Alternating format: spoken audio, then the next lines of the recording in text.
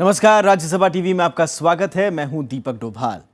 पहले दौर के चुनाव के लिए प्रचार थम गया है। बिहार में 12 अक्टूबर को बिहार के 10 जिलों की 49 सीटों के लिए मतदान होगा। अलग अलग पार्टियों के नेताओं ने आखिरी दिन भी जमकर प्रचार किया। पहले दौर में जिन सीटों पर मतदान होना है उनमें कई नक्सल पीड़ित इलाके हैं, लिहाजा चुनाव आयोग ने सुरक्षा के पुख्ता इंतजाम किए हैं।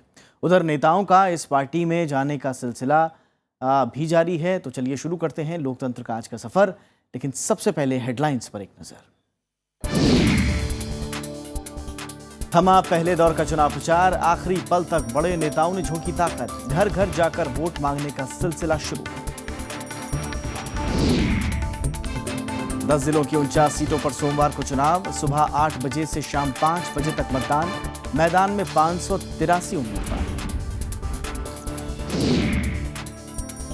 मतदान के लिए सुरक्षा के पुख्ता इंतजाम। पोलिंग बूथों पर अर्धसैनिक बल तैनात। बिहार पुलिस को पेट्रोलिंग और दूसरी सुरक्षा का जिम्मा। बिहार में नेताओं के आने जाने का सिलसिला जारी। कैलाशपति मिश्रा की बहू ने छोड़ी बीजेपी, जेडीयू में शामिल। बिहार में पहले दौर के चुनाव के लिए प्रचार आज शाम थम गया है। अब नेताओं के घर घर जाकर वोट मांगने का सिलसिला शुरू हो गया है। 12 तारीख को 10 जिलों की 49 सीटों पर मतदान होना है। पहले दौर के लिए शनिवार शाम प्रचार थमने तक सभी पार्टियों ने पूरा जोर लगाए रखा।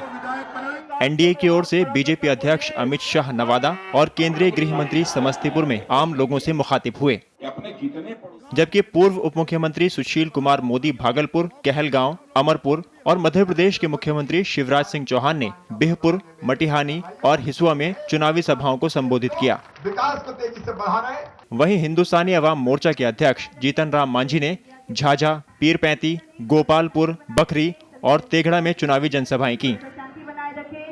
तो उधर महागठबंधन की ओर से बिहार के मुख्यमंत्री नीतीश कुमार ने भी शेखपुरा, बांका, भागलपुर, जमुई और नवादा में 5 जनसभाएं की। इन सभी जिलों में पहले दौर में सोमवार को वोट डाले जाएंगे। इससे पहले प्रधानमंत्री नरेंद्र मोदी भी पहले दौर के लिए बांका, समस्तीपुर, भागलपुर, नवादा, मुंगेर, बेगूसराय में रैलियां कर चुके हैं, जबकि कांग्रेस अध्यक्ष सोनिया गांधी भागलपुर के कहलगांव और उपाध्यक्ष राहुल गांधी बेगूसराय के बछवाड़ा, शेखपुरा के बरबीघा में 2 जनसभाओं को संबोधित कर चुके हैं। Bureau report, Rajya Sabha TV. तो अब पहले दौर के लिए मतदान की तैयारियां जोरों पर हैं। सोमवार को जिन 10 जिलों में मतदान होना है, दरअसल वहां पर सुरक्षा की खास तैयारियां की जा रही हैं। प्रदेश में 5 चरण में होने वाले मतदान की शुरुआत 12 अक्टूबर से होने जा रही है।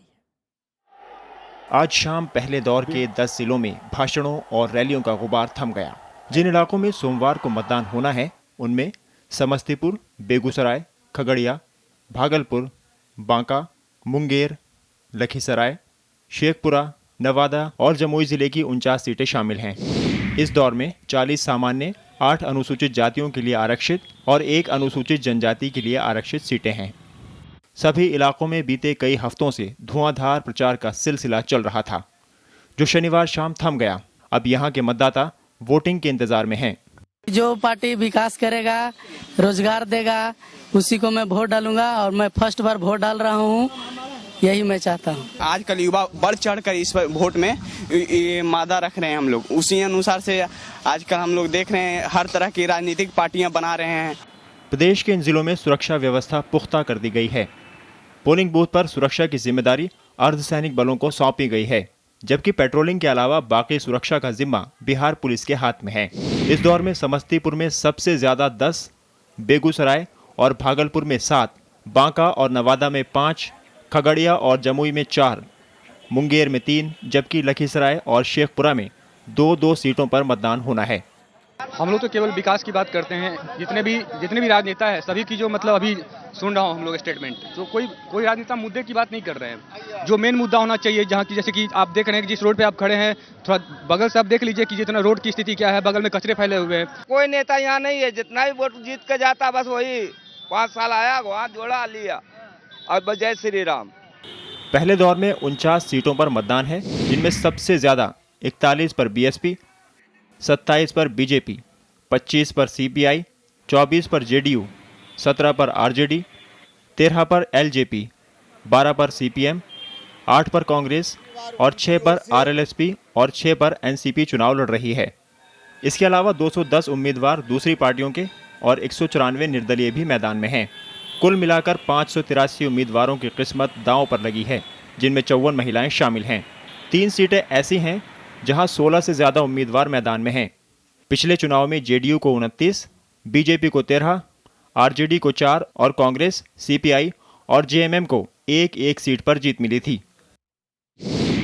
12 अक्टूबर के मतदान के लिए 1,35,72,339 मतदाताओं के लिए 13,212 पोलिंग बूथ बनाए गए हैं और इतनी ही संख्या में ईवीएम की व्यवस्था की गई है। पहले दौर में लखीसराय में सबसे ज्यादा मतदाता हैं, जबकि बारबीघा में सबसे कम।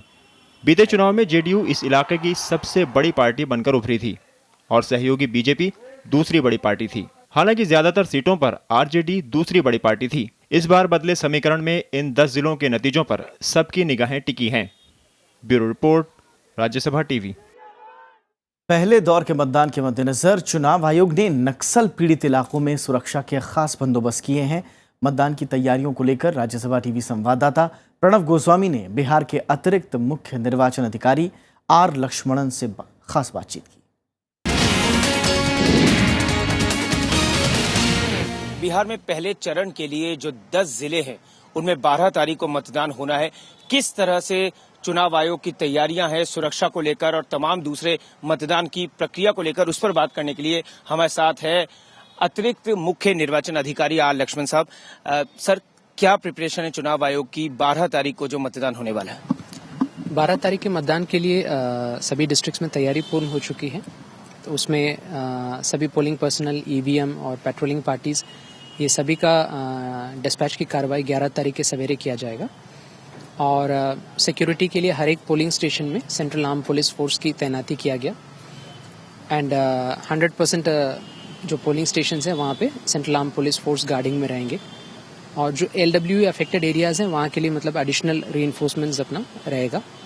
इसके अतिरिक्त हेलीकॉप्टर सर्विलेंस, एयर एम्बुलेंस और 3 टायर पेट्रोलिंग की व्यवस्था, जिसमें फर्स्ट लेवल में पेट्रोलिंग पार्टीज रहती है, 3 से 4 बूथ में वो पेट्रोलिंग करते हैं। उनके ऊपर सेक्टर मैजिस्ट्रेट और सेक्टर पुलिस ऑफिसर रहते हैं और उसके ऊपर जोनल मैजिस्ट्रेट्स की तैनाती किया गया। और सिक्योरिटी के पॉइंट ऑफ व्यू से लोगों को एश्योर करना चाहेंगे कि पर्याप्त सिक्योरिटी व्यवस्था किया गया। दूसरा, एपिक कार्ड तो प्राइमरी अपना आइडेंटिटी डॉक्यूमेंट है जिसके आधार पर वोट कर सकते हैं लोग। इसके अतिरिक्त 93% वोटर्स को हम लोगों ने वोटर स्लिप भी BLO अपने हाउस टू हाउस जाके डिस्ट्रीब्यूट किया। ये वोटर स्लिप भी एक ऑल्टरनेट डॉक्यूमेंट है, एज आइडेंटिटी अपना माना जाएगा वोटिंग के लिए। इसके अतिरिक्त अगर किसी के पास एपिक भी नहीं है, वोटर स्लिप भी नहीं मिला है, तब भी इलेक्शन कमीशन ने 11 ऑल्टरनेट डॉक्यूमेंट्स है जो सामान्य तौर पर सबके पास रहता है।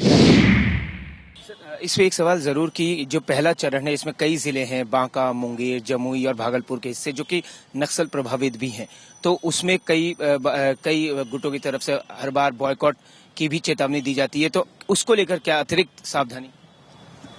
इस पे जो नक्सल अफेक्टेड एरियाज हैं जहाँ पे करीब 1.5 महीने पूर्व से वहाँ पे एरिया डोमिनेशन और डीमाइनिंग और अदर एंटी नक्सल ऑपरेशंस की कार्रवाइयाँ की जा रही हैं। जहाँ बॉयकॉट की मैसेजेस भी आया है तो वहाँ पे विशेष तौर पर DM, SP और सेंट्रल आर्म पुलिस फोर्स अपने स्तर से कार्रवाइयाँ कर रहे हैं।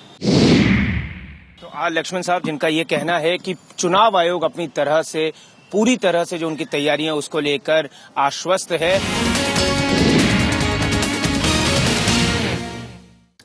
और पहले दौर में होने वाले मतदान के लिए जैसा हमने आपको बताया कि सुरक्षा व्यवस्था चौकस कर दी गई है। सभी 10 जिलों में आने जाने वाली गाड़ियों पर कड़ी नजर रखी जा रही है और अब तक भारी मात्रा में अवैध शराब और नकदी भी बरामद हुई है।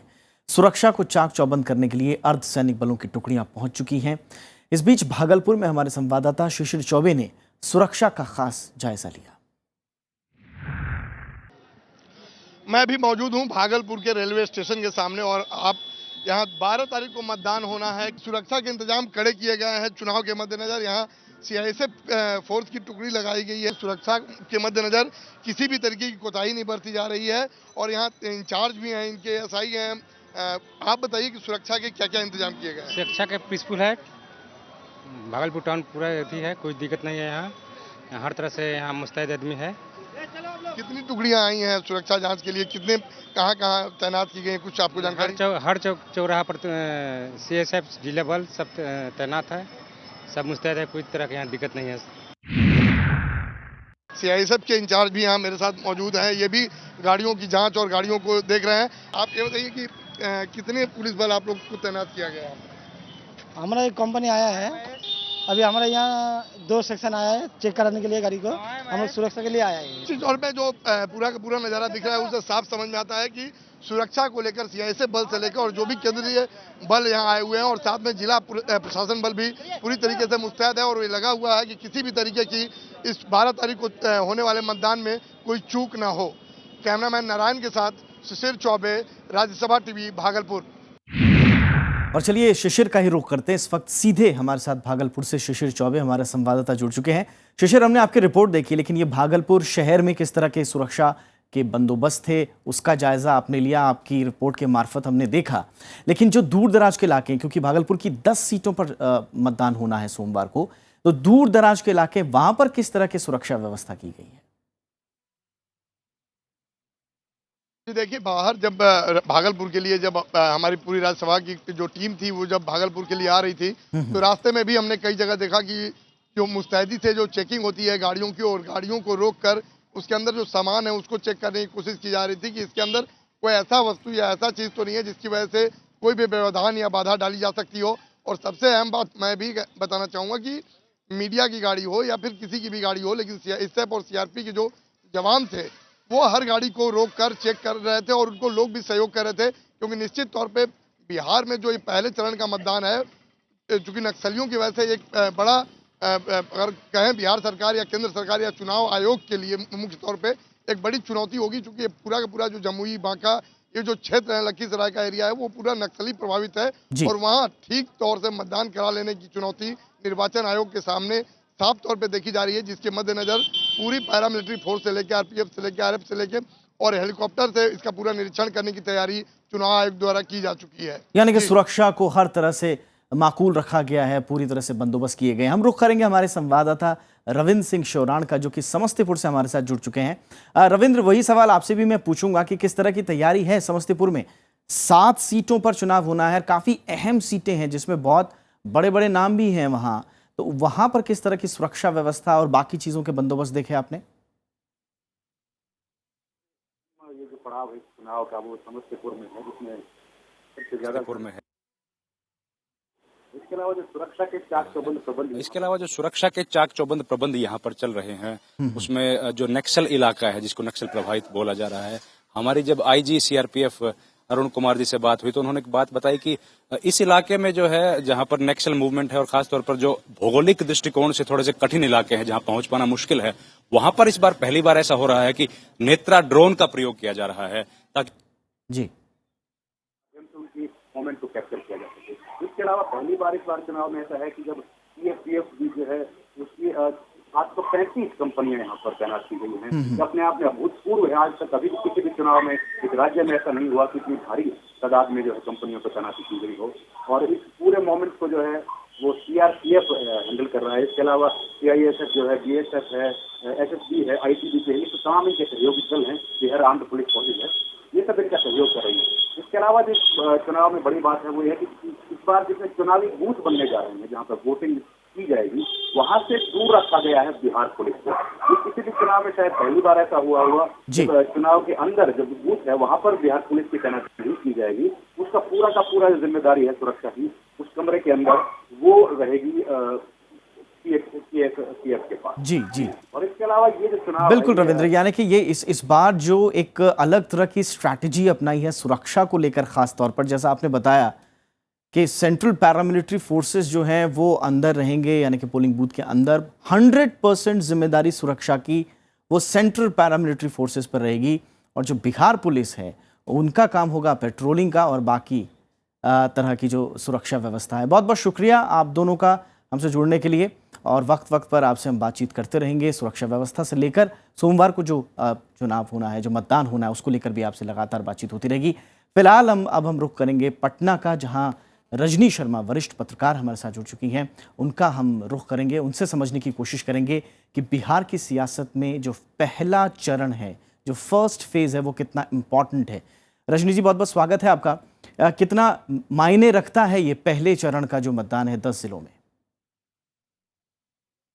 जी, अगर पहले चरण के इस चुनाव की बात हम करें तो ये हर किसी के लिए, या तो वो चुनाव आयोग के लिए भी बहुत बड़ी चुनौती है कि वो इस पहले फेज को कैसे कंडक्ट करते हैं, क्या सिक्योरिटी रहती है, वो कितनी अपनी तरफ से उनकी जो पूरी तैयारियां हैं उन तैयारियों पे वो कितने खरे उतरते हैं। साथ ही साथ अगर हम तमाम राजनीतिक दलों की बात करें तो उनके लिए ये बहुत बड़ा मुद्दा और बहुत बड़ा अहम ये उनकी चुनौती है, क्योंकि ये पहला चरण का चुनाव तय करेगा कि उनकी जो इस चुनाव में जो भी चुनावी सभाएं हुई हैं या फिर जो भी उनके मुद्दे रहे हैं, उन मुद्दों से पब्लिक कितनी अवेयर हुई है, उन मुद्दों से कितने लोग वोट के लिए आते हैं। चूंकि विकास मुद्दा रहा था शुरुआती दौर में, लेकिन ये मुद्दा, इस मुद्दे से हटके कई और मुद्दे शामिल हुए। कई अगर हम बात करें तमाम राजनीतिक दलों की तो इसमें कई सांप्रदायिक मुद्दे शामिल हुए, आरक्षण के मुद्दे शामिल हुए।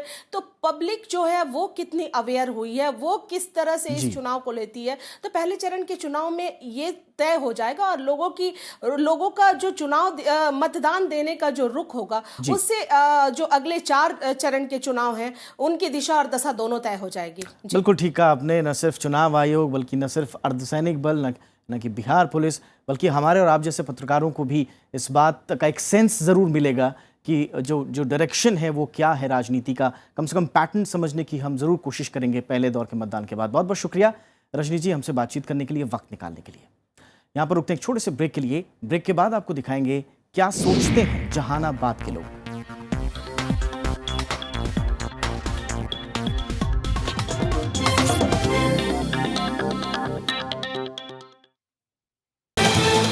आज हमारे साथ हैं बीजेपी के नेता शहनवाज हुसैन। बीजेपी आपको सुपौल से टिकट दे रही थी और आपके पास एक बेहतर मौका था। चुनाव आज क्या 6 लोकसभा चुनाव में लड़ा हूँ। जहाँ किशनगंज में कभी बीजेपी नहीं जीती, वहाँ मैं जीत कर आया हूँ। अगर बिहार की जनता आपको सीएम के रूप में शायद देखना चाहती हो, क्या आप वो भी नहीं बनना चाहते? अब्दुल गफूर के बाद बिहार में किसी मुसलमान ने ये ख्वाब देखा है और मैं भी न ये ख्वाब देखता हूँ। जब नीतीश कुमार जी के साथ हम 206 जीत सकते हैं, तो पासवान जी, कुशवाहा जी और मांझी जी के साथ हम 216 क्यों नहीं जीत सकते हैं? देखिए तरकश सिर्फ राज्यसभा टीवी पर।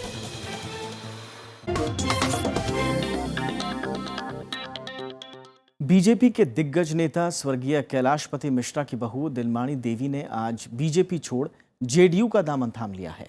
दिलमाणी देवी बक्सर जिले की ब्रह्मपुर विधानसभा सीट से बीजेपी की विधायक थी, लेकिन टिकट कटने की वजह से वो पिछले कई दिनों से पार्टी से नाराज चल रही थी। शनिवार को जेडीयू के प्रदेश अध्यक्ष वशिष्ठ नारायण सिंह की मौजूदगी में दिलमाणी देवी जेडीयू में शामिल हो गई। बीजेपी ने ब्रह्मपुर से इस बार पूर्व केंद्रीय मंत्री सीपी ठाकुर के बेटे विवेक ठाकुर को मैदान में उतारा है। गया के चुनाव में गड़बड़ी की योजना बना रहे नक्सलियों को पुलिस ने पकड़ लिया है। पुलिस को इनके पास से भारी मात्रा में विस्फोटक बरामद हुआ है। गड़बड़ी की फिराक में बैठे नक्सलियों पर पुलिस ने नकेल कस दी है। पुलिस ने खुफिया सूचना के आधार पर छापेमारी कर एक कुख्यात नक्सली नेता को गिरफ्तार किया है। इसके पास से भारी मात्रा में विस्फोटक बरामद किया गया है। सारे पैरामिलिट्री फोर्सेस जितने भी आए हैं मिला के सब फ्लैग मार्च निकाल रहे हैं, पूरे शहर में घूमेंगे। और जो जितने हमारे फोर्सेज हैं, बाहर से भी काफ़ी फोर्सेज आने वाले हैं इलेक्शन के लिए, पूरी तरह से तैनात हैं और अपनी अपनी ड्यूटी कर रहे हैं।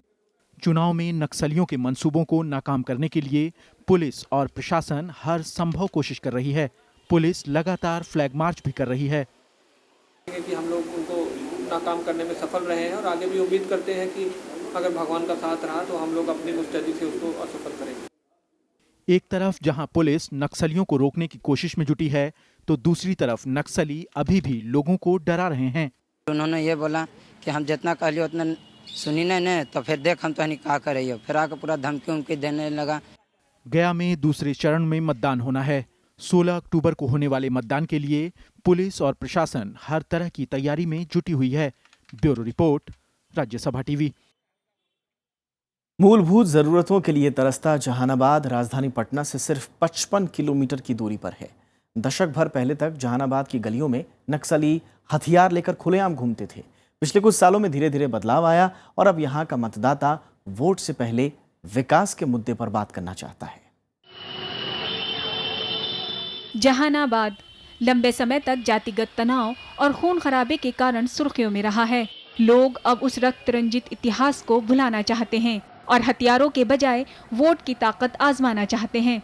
जहानाबाद, गया, अरवल और औरंगाबाद जैसे मध्य बिहार के हिंसा पीड़ित जिलों की फहरिस्त से बाहर निकलना चाहता है। स्थानीय नागरिकों का कहना है अब वो विकास की बात करने वालों को ही वोट देंगे। हम लोग को पानी की जरूरत है, न नीचे जमीन में बोरिंग है और न सिंचाई कोई साधन है। जो इस साधन को पूरा करेगा उसी को हम लोग वोट देंगे। परंपरागत रूप से जहानाबाद में ज्यादातर हिंदू और बौद्ध रहते हैं। प्राचीन और मध्यकालीन युग में भी ये इलाका राजनीतिक और सांस्कृतिक रूप से प्रभावशाली रहा है। सूफी संत हजरत बीबी कमाल रहमतुल्लाह अलैही की दरगाह और प्राचीन सूर्य मंदिर इसकी बानगी हैं।